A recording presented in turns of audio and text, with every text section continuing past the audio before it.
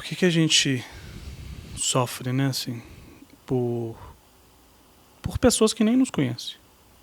É muito difícil, assim, esse momento que a gente está vivendo, 2020, 2021, e a morte sendo, né, assim, diariamente tocada à nossa porta, assim.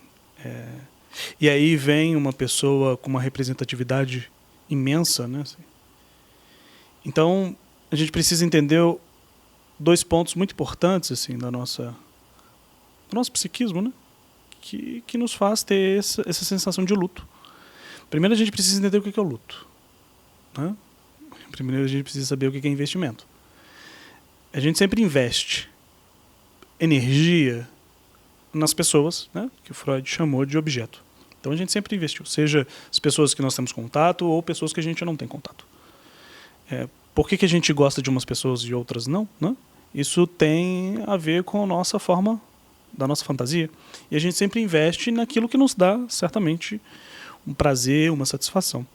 Então, quando a gente investe nesse objeto vivo, nesse objeto externo, a nossa libido ela sai, nossa energia sai, vai para o objeto e o objeto nos dá aquele retorno sem ele precisar fazer muita coisa, né? Por exemplo, Marília Mendonça, ela cantava. Então, diretamente a mim, ela não está fazendo para mim, está fazendo para o modo geral, né? Mas ela me dava um retorno, porque eu investia na música dela e a música dela me satisfazia de algum modo. Nem que seja, né, Rainha da Sofrência, nem que seja para chorar no banheiro, etc. Ou seja, nos oferecia alguma coisa. E aí, quando a gente perde, né, esse objeto no campo real, assim, né, no campo real não enquanto conceito, mas na realidade, a nossa energia continua sendo investida. Porém, quando a gente retorna, quando essa energia retorna, ela retorna sem o objeto. E aí o psiquismo se pergunta assim, como é que foi que eu investi no objeto, mas voltou a mesma energia que eu investi? É um curto-circuito. Então a gente precisa, enquanto a gente repete, né, incansavelmente, a gente precisa fazer o luto, a gente precisa fazer isso. Entender psiquicamente que esse objeto externo não nos dará mais nenhuma satisfação, porque, infelizmente, esse objeto externo já não está mais aqui, né? Então, a Marília Mendonça ela traz uma representatividade gigantesca. As mulheres que não estão né, não está dentro de um padrão de beleza, uma mulher que bebe, que fala palavrão, que permite ser um sujeito como qualquer outro, né? Não é só a voz dela enquanto uma voz que canta, mas a voz dela enquanto uma representatividade. Então nós temos a representatividade enquanto um conceito de identificação. Eu me identifico com esse sujeito, ou seja, se ela está lá, é possível que eu esteja lá. Se ela é vista, é possível que eu seja vista. Se ela é desejada, é possível que eu seja desejado.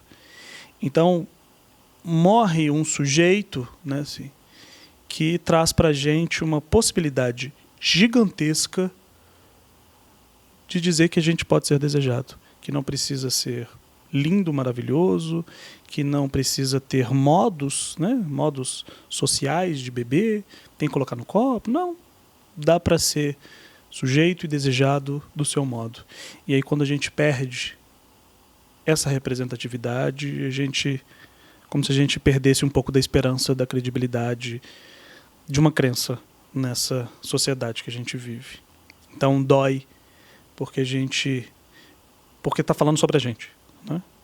Marília Mendonça ter um acidente trágico, partir para seja lá ou para onde for, etc., e vai da crença e da fé de cada um, significa que um pedaço nosso foi, de fato, pedaço psíquico foi, porque não existe mais o objeto que a gente investe o nosso amor. Como diz a música dela, eu me apaixonei por aquilo que eu inventei. É isso que a gente faz. A gente inventa uma Marília para dar conta da nossa desgraça.